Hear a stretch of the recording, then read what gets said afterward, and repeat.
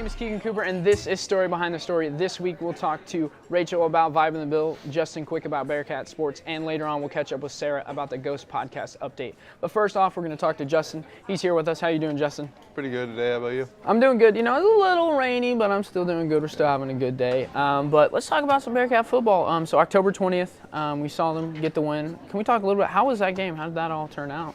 Well, it was a nice bright day, unlike this one out there. Yeah. We got a little bit of rain, like you said, but it was a good game overall. They came out, started hot like they have been the past few weeks, and they were able to find a little bit more momentum in the second half, able to put up 14 points in the third quarter, and it was overall a more complete game than they have played the past couple of weeks, and Coach Wright was pretty happy about that, but they were able to get a win on Lindenwood's homecoming day, so, you know. It's always a good day. Yeah. What did Coach Wright have to say after the game and about the win, about how, you know, the Bearcats played? He was happy with the way they came out the second half and put together more of a complete game, coming out and getting the 14 points, having a couple of turnovers during that game, being able to capitalize off of those. Coming into the game, they had only scored 10 points off a turnover. So far this season, they were able to get 14 just against Lindenwood. So it was something that they were able to capitalize on, and Coach Wright was happy about that. He wasn't as happy about the way the defense played throughout the game.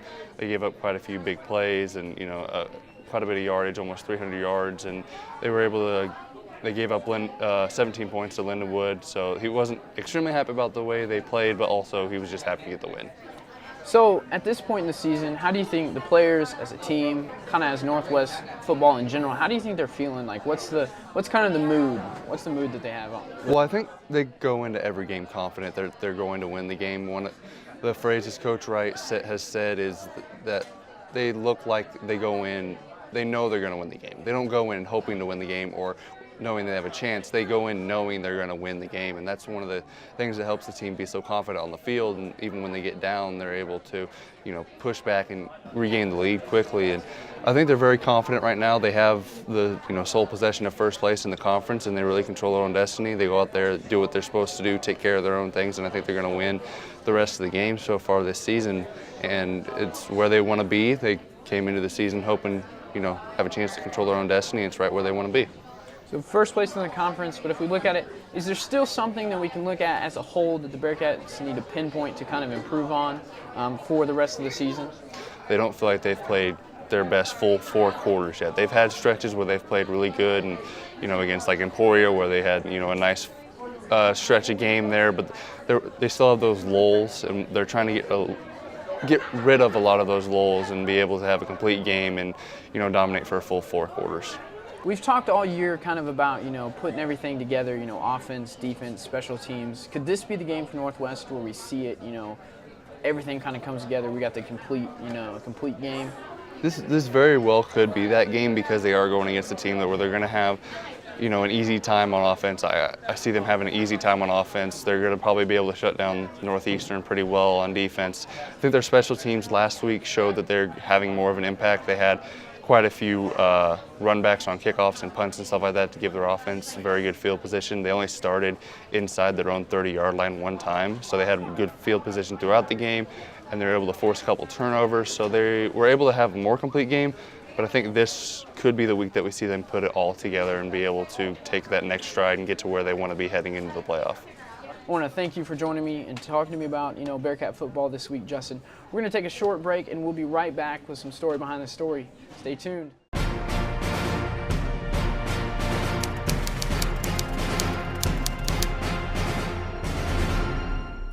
Hi everybody, my name is Keegan Cooper and welcome back to Story Behind the Story. Joining us next is Rachel. She's here to talk to us about Vibe in the Bill. How you doing, Rachel? I'm doing well. How are you? I'm doing good. A little rainy today. I was talking to Justin earlier, but not going to let it rain on my parade at all. Not going to let that happen. Well, let's talk about Vibe in the Bill. So how was kind of the turnout for that? Just happened last week, and we had Boz here and then the outdoor concert. So can you talk a little bit about that? How did that turn out for us? Yeah, so Vibe in the Bill last weekend, they had the SAC brought in a lot of local artists, and they, of course, brought in the headliner, Bozzy. The turnout for the outdoor portion was not as many as SAC was hoping for. They had about 200 people at most there all throughout the 4-hour time span that came, whether they stayed or left, and then 50 to 75 people there at one time. And why do you think the number was so low? Like, why does SAC think that the turnout wasn't the best or what they expected? Yes, so I talked to a couple of SAC members, Dee Dino, their advisor, and Emily Elliott, the girl who planned it. And then I talked to a couple people while they were at the music festival, and they were saying that, you know, we had homecoming and family weekend and midterms and all that last week, and people hadn't gone home, or they just kind of wanted a weekend to hang out and relax and maybe didn't want to come out to the music festival. But really, there's no telling why students didn't come. So that's what they said. I'm not really sure. And out there at the Vibe in the Ville at the outdoor portion, what else besides just the local artists, what else was there for kind of students to participate in? So besides the local artists, they had a beer garden, which was put on by Airmark. They had Cool Cats, and then they had Airmark had kind of a food truck type of thing with hot dogs and hamburgers. I know they had their one food truck that was supposed to come, another one that was supposed to come, ended up not being able to make it for some reason. So they had the food truck of Cool Cats and then Airmark in the beer garden, and then they also had an art vendor tent, and there was a couple art students out there that had like coffee mugs and jewelry, and they were out there selling. And I know you got the chance to talk to Emily, and I know she thought it was well planned. What did she kind of have to say about, you know, kind of looking forward to maybe the next time that they do this? They did say it was really well planned. I think SAC was prepared to have a lot of people there, and they had everything planned out down to what students could do while they were waiting for artists to kind of switch stage and everything. So they had it really well planned, and students just didn't show for some reason.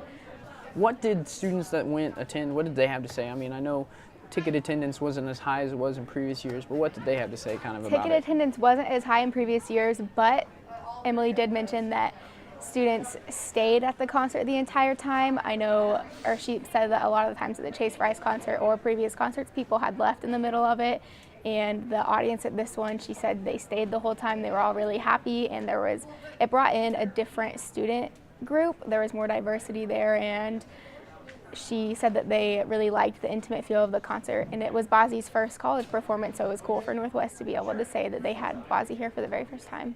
So moving forward, what do they want to do to kind of make it go better, have higher ticket sales or anything like that?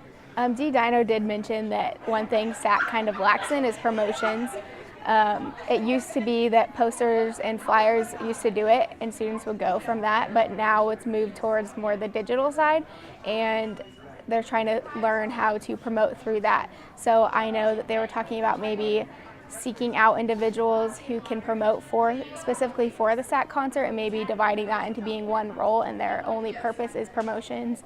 And then other than that, maybe looking at splitting the event in half, moving it to the spring and things like that. Thank you for taking the time to talk to me today, Rachel. We're going to take a short break, and we'll be right back with some more story behind the story.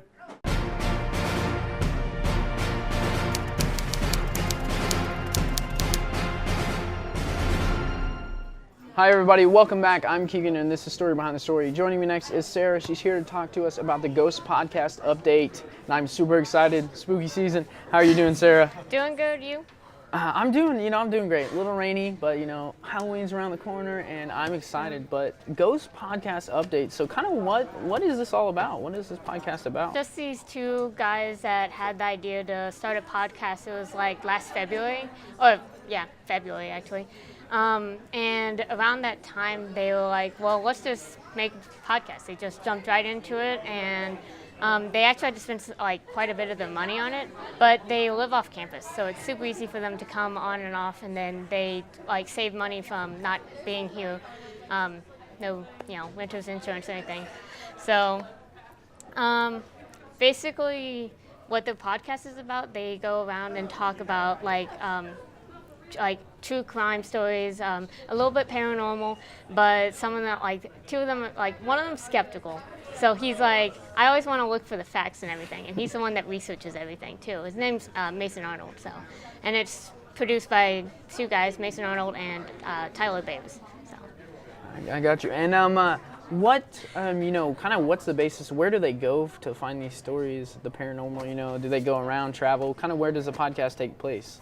For the most part, especially around when semesters are on, they will go to down in Wells Hall, and that's where they will actually go and record most of the sessions.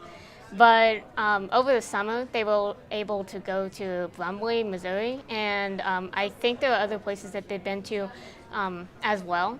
And when they go there, they have to bring different equipment. It's a lot harder, but they say that like it's a lot more fun to do it too. It's just like it's really interesting because they've been able to start diversifying themselves from going from just like the small room down in Wells to actually being able to go out and like go to haunted places, go to like some cemeteries and stuff. So it's really interesting how they've gone so far with what they have too. And just recently, we've seen that this podcast, as you were saying, it started out small, but now it's grown and 1,000 views, and that's crazy. How do you think that this has grown, and why has it grown so fast? They started to describe it to me as like they were just doing the normal rounds, and then all of a sudden, like they got like 1,000 uploads within like 1 month, and they were like they didn't know why, but they said that it started around the time that they went to Brumley, Missouri, when they went to the haunted castle. So they believe that like that really started to like push them further and allow them to do a lot more things and reach a wider audience. Like they have people from like the UK, Sweden, Malaysia, Australia, just any place you can think of. They actually said that they have reached almost all the state, like all of the United States. They only have like 8 places that they haven't gotten to. Do they have any other places in the works where they're thinking about traveling to, trying to go to? I don't know much about any other places that they're looking at, just because they haven't really thought about it. But they did tell me that for this coming Halloween, they plan on doing a double feature. So, like, look out for their Halloween special around Halloween night, and then they'll also have one on the regular Fridays. Thank you for taking the time to talk to me about this ghost story update. It's cool to see and get to kind of learn about this and all the different places and kind of learn a little bit more about the supernatural and get some people's opinions.